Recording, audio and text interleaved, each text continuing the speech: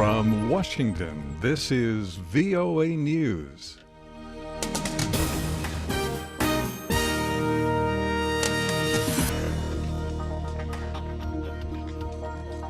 I'm David Forrest reporting. The Islamic State group claims it has seized the Iraqi provincial capital of Ramadi.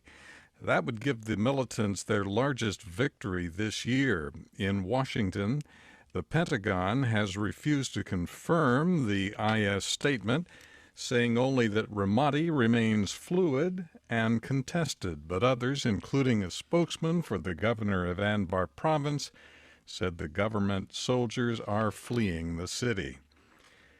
The Saudi-led coalition has resumed airstrikes against Shiite rebels in Yemen after the end of a 5-day humanitarian ceasefire. The ceasefire expired late Sunday, and the coalition airstrikes hit rebel positions in the southern port city of Aden. 3 people were killed Sunday when a car bomb exploded near a European Union convoy traveling close to Kabul's international airport.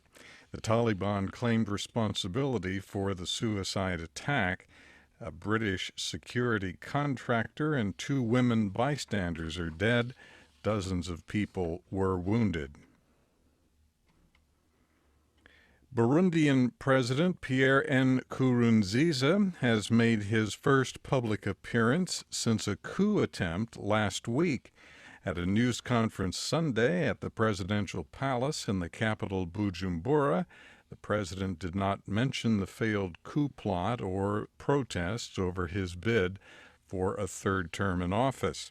Instead, he described talks with presidents of nearby African countries on threats from Somalia's al-Shabaab militants who have warned of attacks against Burundi and other nations that contribute troops to the African Union force in Somalia. This is VOA News.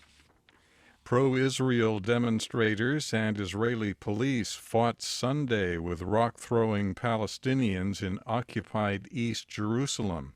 The violence flared as thousands of Jewish nationalists marched through the city to mark the 48th anniversary of its capture during the 1967 Six-Day War.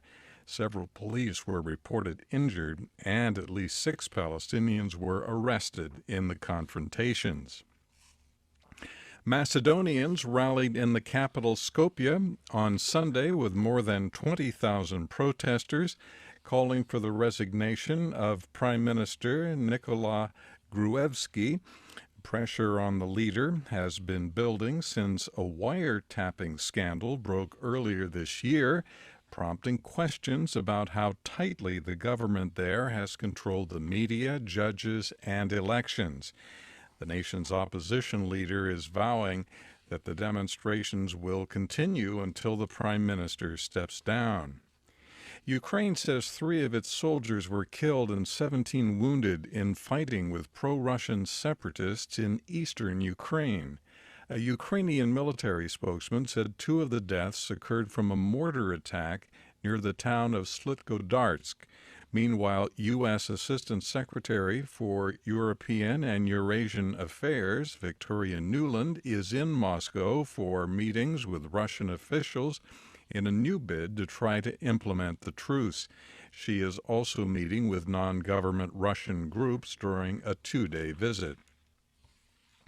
9 people are dead and several wounded after a shootout among rival motorcycle gangs at a central Texas restaurant.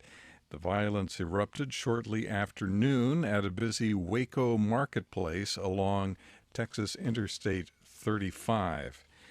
America's passenger rail service, Amtrak, will resume service in the busy Northeast Corridor on Monday.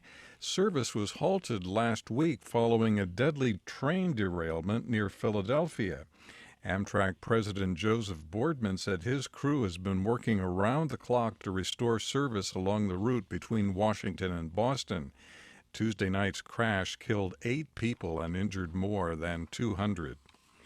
U.S. Secretary of State John Kerry is in South Korea. He's there to discuss global, regional, and bilateral issues with President Park Geun-hye and Foreign Minister Yoon Byung-se. North Korea's nuclear program will be included in the talks.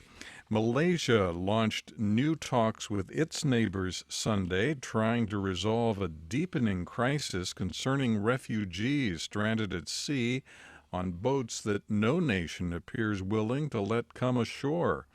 Malaysian Foreign Minister Anifah Aman met with his counterpart from Bangladesh. He is also planning meetings with Indonesian and Thai foreign ministers on Wednesday.